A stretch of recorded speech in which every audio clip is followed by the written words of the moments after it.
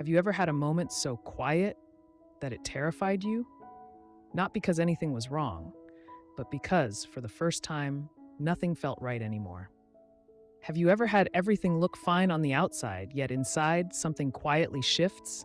Like you're going through the motions of life, but your soul feels missing? You're not alone. Today, we're diving deep into something most people never talk about: what happens after a spiritual awakening. Not the fireworks, not the bliss, but the strange, silent unraveling that follows. In this video, we'll explore the part of awakening no one warns you about. The stillness, the confusion, the loss of motivation that doesn't mean you're broken, but that you're becoming someone more honest, more whole. And if you felt lost lately, like your spark has vanished, stay with me. Because this might not be the end of your journey. It might be the sacred beginning of your becoming.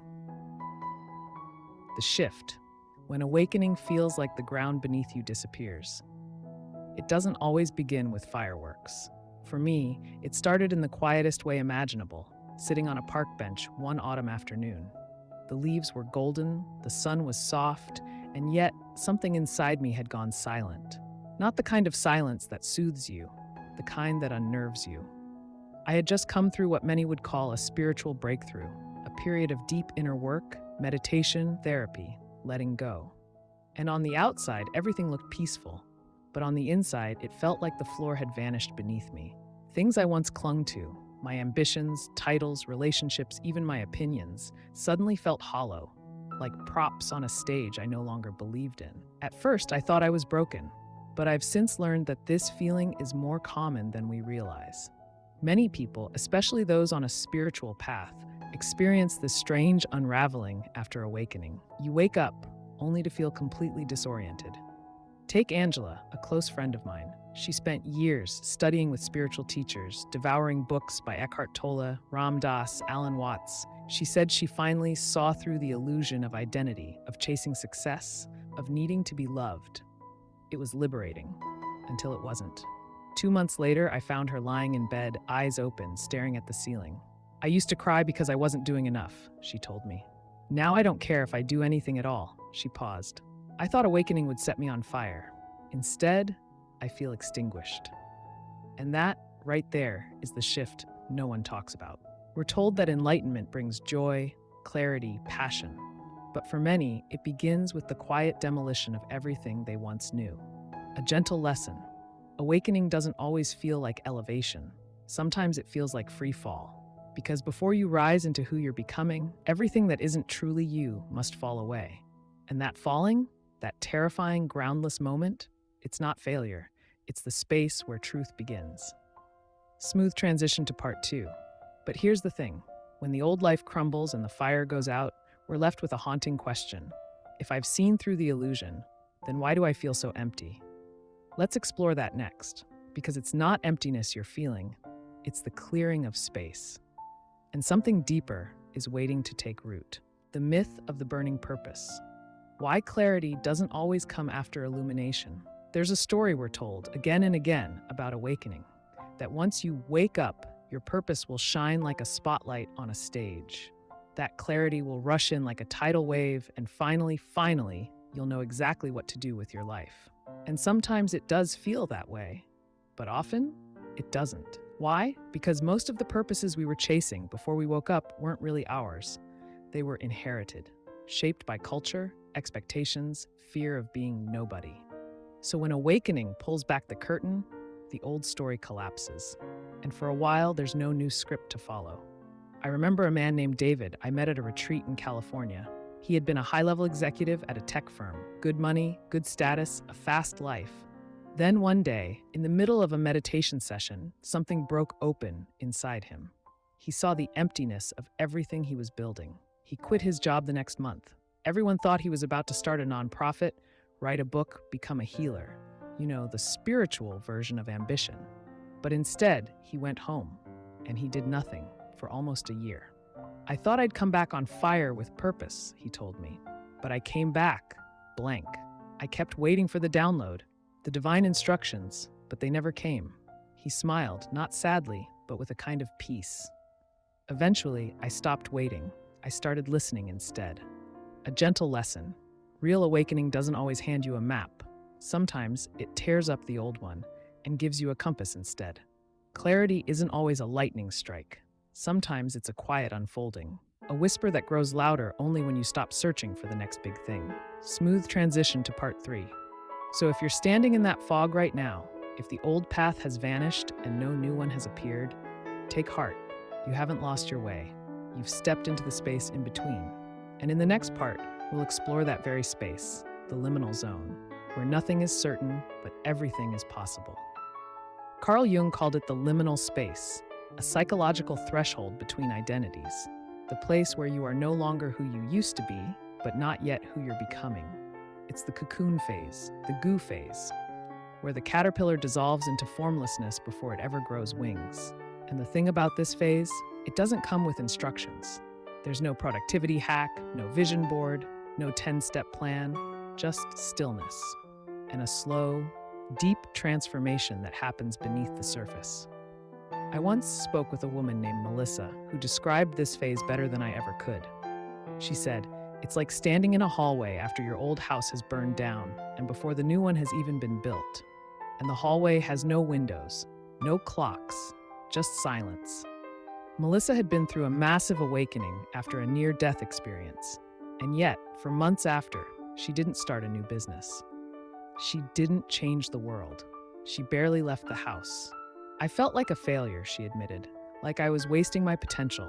But deep down, something told me, don't rush this." And one morning, without warning, I woke up and just knew what the next step was. Not the whole path, just the next step. A gentle lesson. You're not broken in the liminal space. You're not lazy. You're not behind. You're in metamorphosis. And like all sacred transformations, it doesn't look glamorous while it's happening. But what it creates is real. Smooth transition to part 4. But here's where it gets tricky. Because during this in-between, your ego starts to panic. The part of you that used to strive, chase, and perform doesn't know what to do with all this stillness. It starts whispering, something's wrong. You're losing yourself. But what's really happening? You're shedding the mask. And in the next part, we'll explore exactly what happens when the ego begins to dissolve, and why that's not the end of you. It's the beginning of the real you. The liminal zone, why you're not lost, just becoming. There's a strange space that comes after awakening, a space where the old life no longer fits, but the new one hasn't taken shape. It's quiet, disorienting, lonely at times, and yet profoundly sacred. Ego collapse versus ego death. What really happens inside? Let's clear something up right now. When people talk about ego death, they often imagine something dramatic, like a complete erasure of identity. Like you float out of your body, dissolve into the cosmos, and come back as some enlightened monk who no longer feels anger, fear, or the need to check their phone. But in reality, what most of us experience isn't ego death. It's ego collapse. And that's a very different thing. The ego doesn't disappear. It just loses its script. The version of you that was built to survive in the world, the achiever, the perfectionist, the pleaser, the rebel, suddenly doesn't know what role to play anymore. It's like waking up backstage of your own life and realizing you've memorized every line of a play you no longer believe in. I'll never forget a moment with Carlos, a client I worked with during a deep integration process. He was successful, charismatic, always on. But after a spontaneous awakening during a silent retreat, he came back home and found himself unable to go back to his high-powered job. "I walk into meetings and feel like I'm watching myself perform," he said. "It's not burnout. It's like the part of me that cared about all this just left."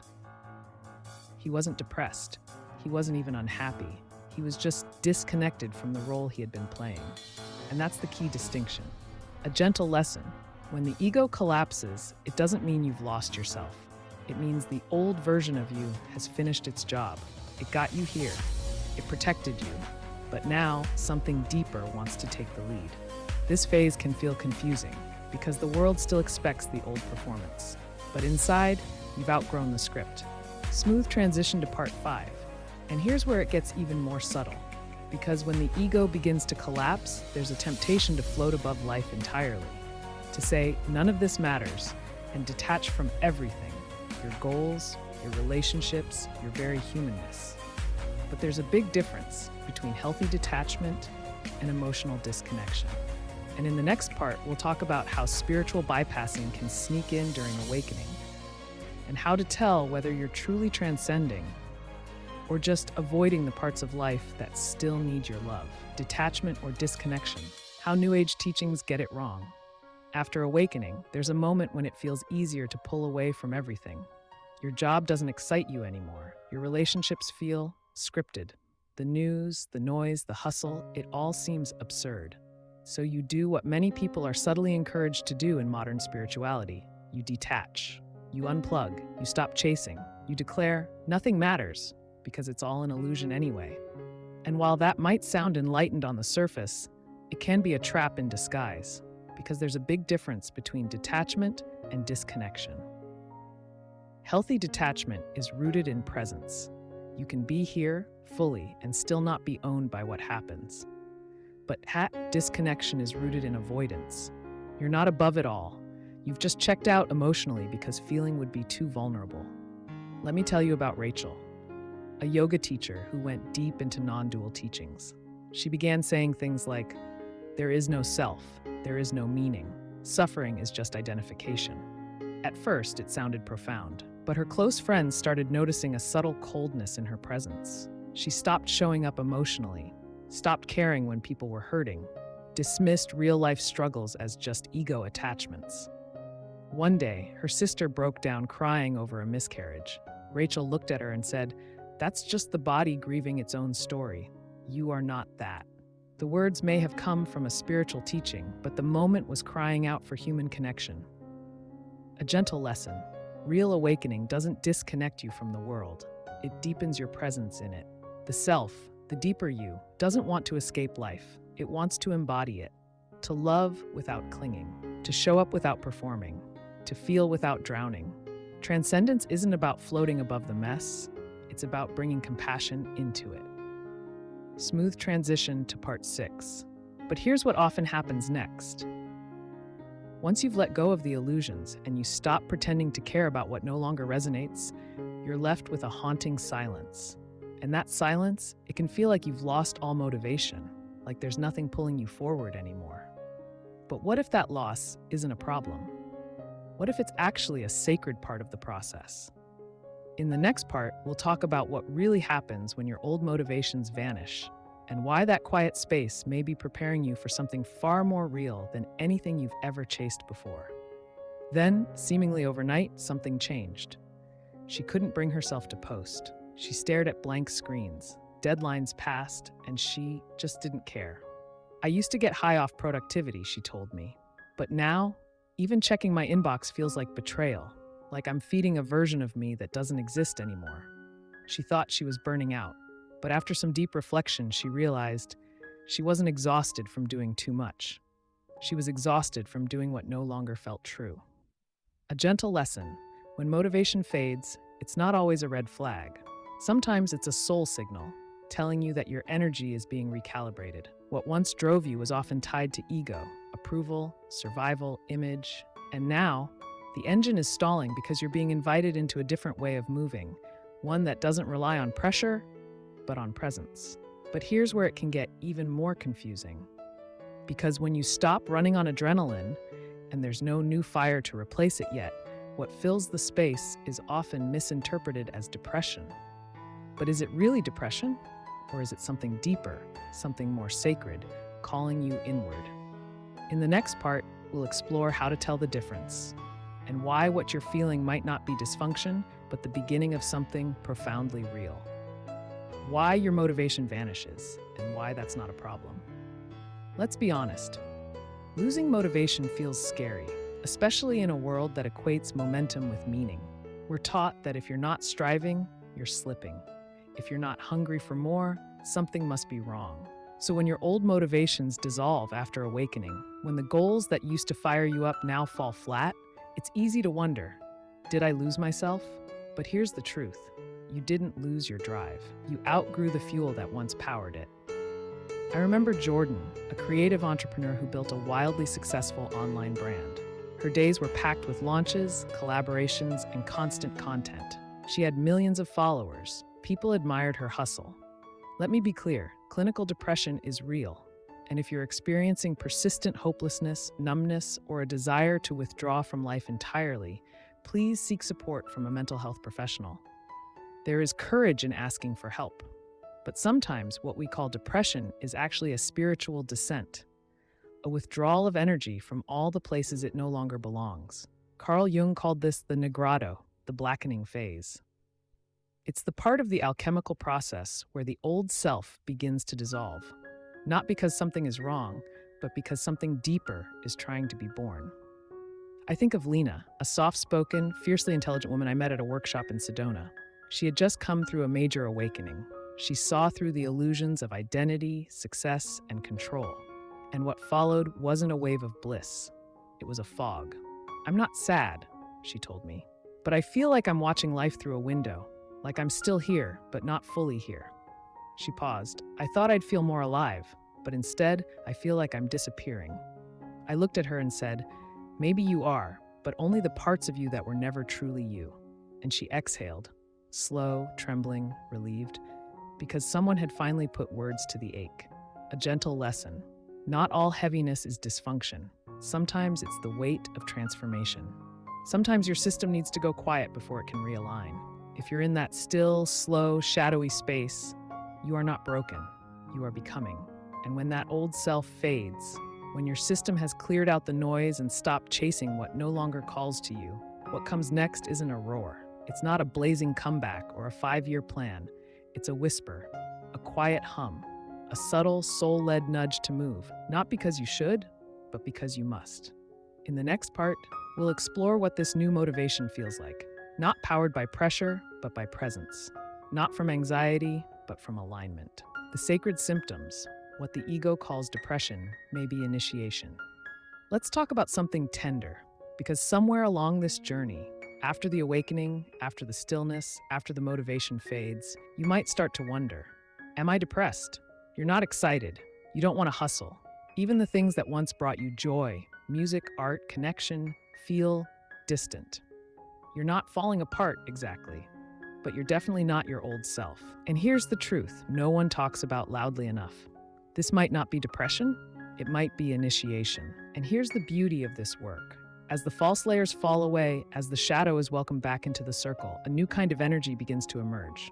It's not loud, it's not manic, it doesn't scream, "Look at me." It hums. It's the quiet motivation of the soul, one that doesn't come from needing to prove, but from feeling deeply aligned. In the next part, we'll explore this shift, how the fuel behind your life begins to change, from hustle to resonance. Shadow Work 101, why you're finally ready to face what you've buried. Here's something that might surprise you. Awakening doesn't just reveal the light, it also uncovers the shadow. And no, we're not talking about anything evil or sinister. In psychology, especially Jungian psychology, the shadow simply refers to the parts of you that you've hidden, rejected, or exiled. The anger you were taught to suppress, the grief you never had space to feel, the needs you convinced yourself were too much, the shame that quietly shaped your entire identity. The thing is, you weren't ready to face those parts before. They were too painful, too disruptive, or maybe they just didn't fit the version of yourself you needed to be to survive. But now that the ego is no longer running the show, now that you're sitting in that silence after awakening, there's space for the shadow to emerge, not to shame you, not to destroy you, but to be integrated, to become part of a more honest, whole version of you. I once worked with a man named Eli, a gentle father of 3 who always wore the mask of calm and kindness. But after a deep spiritual awakening, he started having intense dreams of rage, fire, wild arguments. He told me, "I don't recognize this version of me. I'm not an angry person." I asked him one question. "Are you sure, or were you just never allowed to be?" Turns out, Eli had been suppressing anger since childhood. It wasn't safe back then, but now that he was no longer performing for approval, the truth could surface. And the moment he stopped running from it, when he sat with his anger, listened to it, learned from it, that's when peace began to return. Not the fragile peace of avoidance, but the grounded peace of integration. A gentle lesson. Shadow work isn't a punishment. It's a reunion. It's the sacred process of saying, even this part of me belongs. And when you stop denying your own depth, you stop feeling like a stranger in your own soul. a new fuel source, from hustle to resonance. For most of our lives, we've been taught to move from pressure, deadlines, expectations, metrics. The hustle was our heartbeat, and somewhere along the way, we mistook adrenaline for aliveness. But after awakening, after the ego softens, the shadow is welcomed, and the old motives fall away, there's a pause. And in that stillness, something new begins to stir. Not urgency, not ambition, but resonance. A quiet pull. Not to impress, but to express. Not to chase, but to contribute. Not because you should, but because to not act would feel like a betrayal of something true inside you. I think of Avery, a former marketing executive who left her corporate job after a spiritual breakdown. She spent months doing nothing, just gardening, reading, sitting in silence. One day, she started painting. Not to sell, not to brand herself, not even to post on Instagram, just because it felt honest. "I don't even know where it's going," she said. "I just know when I'm creating, I feel like I'm breathing with the world again." Now she runs art circles for women navigating awakening, not as a career move, but as a natural expression of her own healing. A gentle lesson. When the soul begins to lead, motivation stops being about movement and starts being about meaning. You begin doing things not because they'll work, but because they feel right.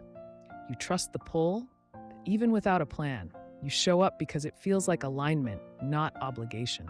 And that's a sustainable kind of fire, the kind that doesn't burn you out, but quietly, steadily keeps you warm from the inside out. And as this new way of living unfolds, something unexpected happens. Life stops feeling like a ladder to climb and begins to feel like a conversation. You start listening to dreams, to symbols, to synchronicities. You move less from logic and more from inner knowing, from a place Carl Jung called the symbolic life.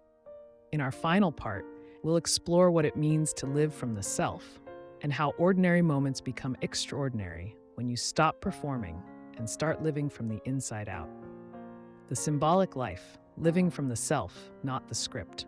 At some point, after the stillness, after the shadows, after the sacred unraveling, you begin to feel something new. Not a thunderclap, not a grand breakthrough, but a quiet alignment. You're no longer living by the script, the one written by your ego, by society, by old wounds. You're listening to something deeper, something older, something that was always inside you, just waiting to be heard. Carl Jung called this the symbolic life. It's a life not dictated by external expectations, but guided by the subtle language of the soul. What does that look like? It looks like following a gut feeling, even when it doesn't make sense. Saying yes to the small invitation that somehow feels significant. Paying attention to dreams, not just the ones you chase, but the ones that visit you at night. It's seeing your life not as a checklist, but as a conversation with something sacred. Let me tell you about Marcus. He used to be a high-achieving tech consultant in Seattle. He measured success by metrics, money, milestones, measurable outcomes. After his spiritual awakening, those markers stopped working. He lost interest in climbing, but he didn't crash. Instead, he began living differently. He walked every morning in silence. He took up woodworking, not to monetize, but to be present with his hands. He told me, "I don't need a 5-year plan anymore. I just need to feel honest in each day." He still works, still earns, still contributes. But now his life feels rooted, not reactive, but responsive, not performative, but personal. He's no longer chasing a role. He's living a reality that feels like home. A gentle lesson. The self doesn't scream. It doesn't push or panic. It whispers. It nudges. It leads you not toward applause, but toward alignment. And when you follow that, even if the path is unconventional or quiet, you begin to feel something rare in this world. Peace, integrity, presence. You don't have to prove who you are. You simply are. Closing invitation. So if you've walked this far with me, through the unraveling, the void, the stillness, the shadow, then know this. You are not behind. You are not broken. You are becoming. This isn't the end of your awakening. It's the beginning of your becoming. Call to action, gentle and authentic. If this message resonated with something inside you, if even one sentence mirrored your experience, let me know in the comments. Your voice might be the very light someone else is searching for. And if you know someone walking through that silent fog, share this with them. Because awakening doesn't always look like joy. Sometimes it looks like losing everything, so that what's real can finally take root. And if you haven't already, subscribe and join me here. This space isn't about performance, it's about presence. It's about becoming who you already are, beneath the noise, beneath the mask. Until next time, I'll see you on the path.